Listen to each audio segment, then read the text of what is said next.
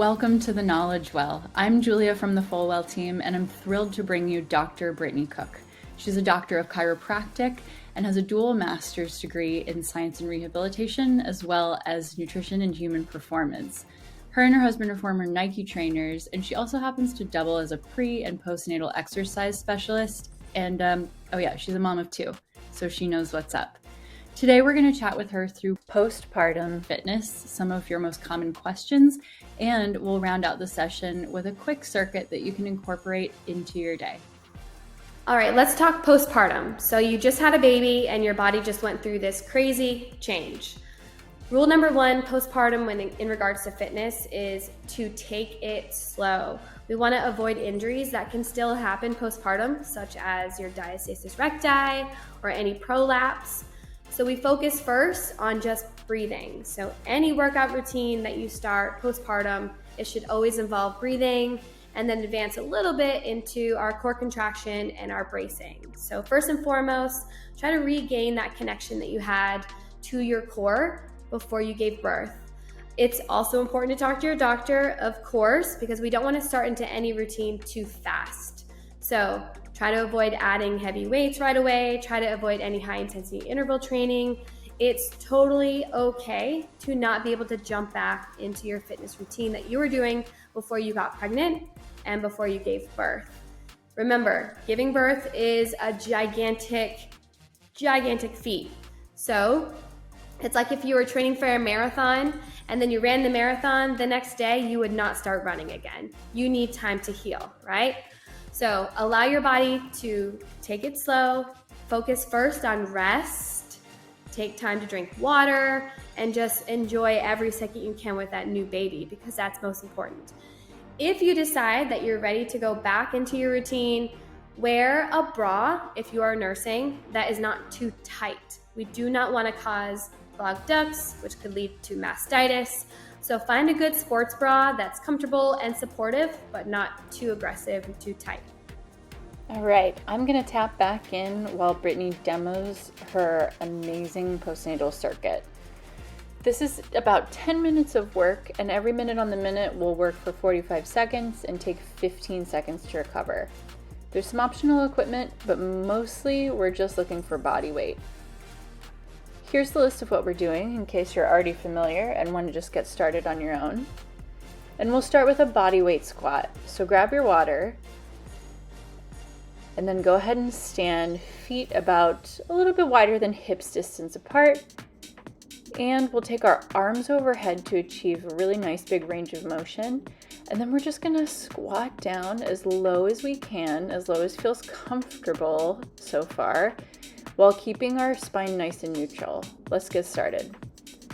Core stays tucked in, one long line from those thumbs up at the top all the way through your sacrum. And Brittaney is obviously squatting quite low here, but again, if we're just starting out postpartum, even if we're not getting to 90 degrees in this squat, we're still moving, right? It's all about pacing. We're pushing heavy through the heels, nicely through the toes. That's going to engage our glutes and our quads. And then we're going to take big exhales on the way out. That'll also help us engage our core. Let's take a rest in 3, 2, and 1.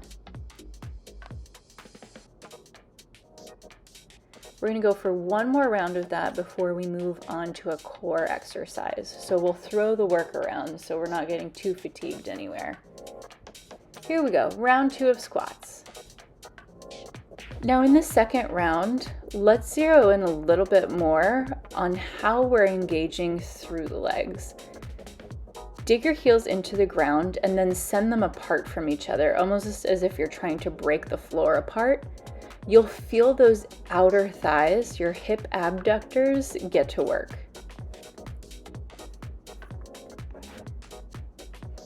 Core stays on nice and tight. And if taking those arms overhead is just a little too aggressive right now, you can always take them out in front of you, keep them down by your sides, put them in prayer in front of your chest, whatever works best. 3, 2, 1, recover. Nice. Now we'll move on to some core work.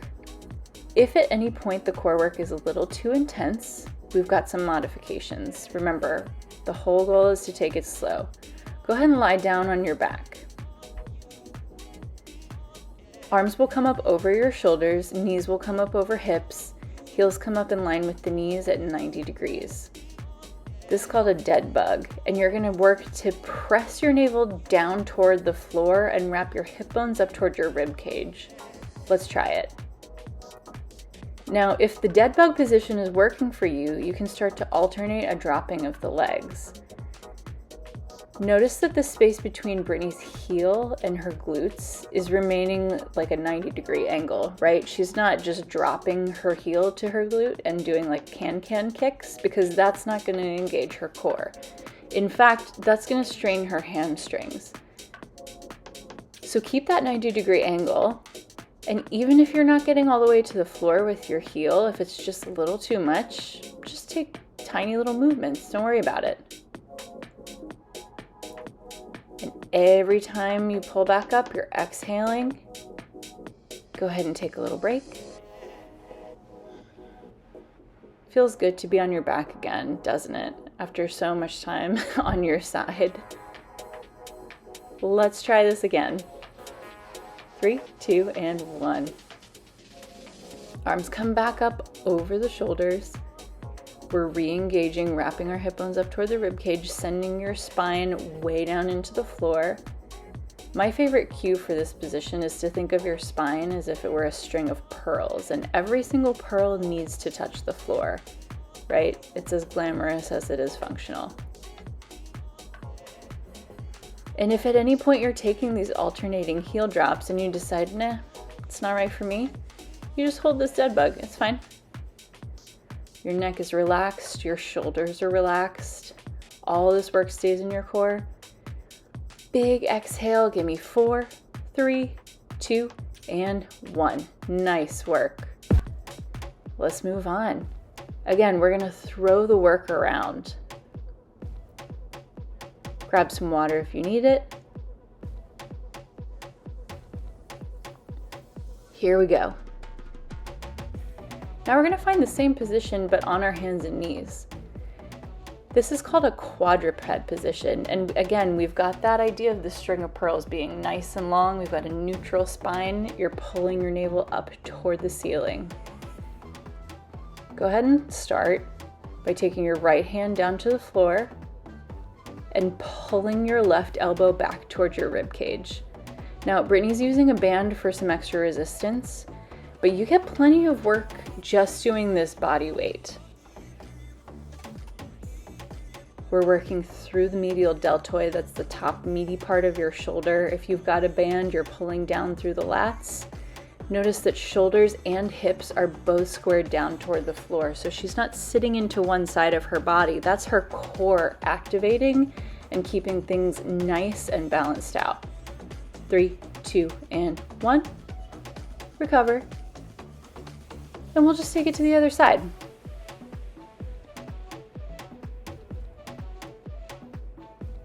If you're feeling good but don't necessarily have a band to get going with a little extra burn, this next round, which we're starting now, left hand pressing down into the floor, right arm pulling back, you can float that left leg back long to get a little bit more balancing action through the core. As long as your lower spine stays nice and neutral and your belly button stays tucked in, your hip bones roll up towards your rib cage, core is tight, you're doing great. Almost think of your lower back as if it were a serving tray, right? Maybe it's holding your favorite drinks, your favorite meal. You definitely don't want any of that to fall to the floor. So you gotta stabilize through the core. 3, 2, and 1. Nice. Let's now throw the work back down into the legs. We'll get a little hinge action going on here. Here we go for single leg deadlifts. Now these are just going to be body weight. So we'll square shoulders and hips off. Again, we'll send the left leg back for this first round, and that hip is going to stay squared toward the floor. So it's not floating up toward the ceiling as Brittany drops down. Go ahead and try it. heavy through the heel. And pregnancy tends to throw us off balance-wise a lot, right? So this is going to be a really helpful functional movement, not just to regain strength in your core and your glutes, but to kind of get your bearings back after having all of your muscles just go wild on you for the last 40 weeks.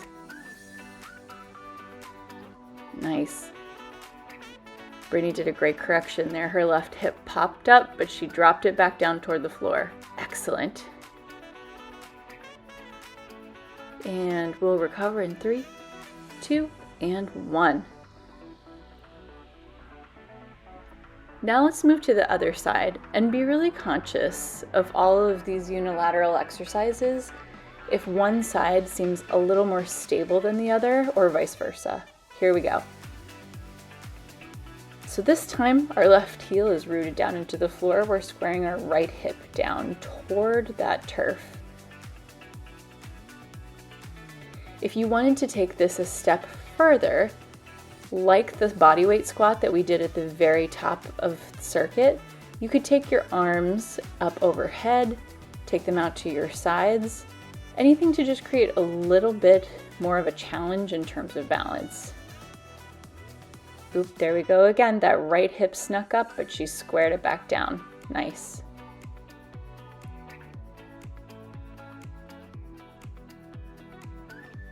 In 4, 3, 2, and 1. We made it. We're at the last exercise. Now this time we're going to double up with core and upper body. If you have something to elevate your hands on, like a step stool or maybe the side of a couch, you might want to give it a try for an incline push-up. You could also use the wall. From the crown of your head to your knees, you're going to be one long line. There's a pattern here. It's all about breath work and bracing that core. Let's get started with round 1. So this is just your standard push-up, but we're working our way back in to getting our full form. So even if you were doing amazing push-ups from a perfect plank position on your toes pre-pregnancy, or even throughout your pregnancy before, your belly kind of like took up a little too much space to get all the way to the ground, going for these incline push-ups is just going to help reawaken some of those muscles that might have atrophied or might have just been a little dusty and underworked in the last couple of months. There's no shame in taking regressions if it means you get stronger from it. Let's take a break. Last 45 seconds of this 10-minute circuit, we're going to go all out. Think of your push-up position as if it were a plank, right? It's always starting from plank. Here we go. So as you're at the top, those hip bones wrap up toward the ribs. Your lower abdominals are really engaged here. Big deep breath in as you go down. Big exhale as you come up and do the work. You should feel your triceps ignite, your pectorals, the front of your body, light up. And if you're feeling like your knees are getting a little bit of a brutal breakdown here, just pull your heels towards your glutes. That'll help you be more on your quads as opposed to your knees. You can also always throw a towel underneath you. In 4, 3, 2, 1. Amazing! You did it! That was 10 minutes of really solid work. And remember, if you want to repeat it, if you want to go a little longer, feel free. You can double, triple, quadruple this up. Here's that list of exercises again, just in case you want to share it, take a little screenshot. And let us know how this goes for you, or if you need any additional modifications, progressions, regressions, anything at all. This is your time to shine. Step into your strength.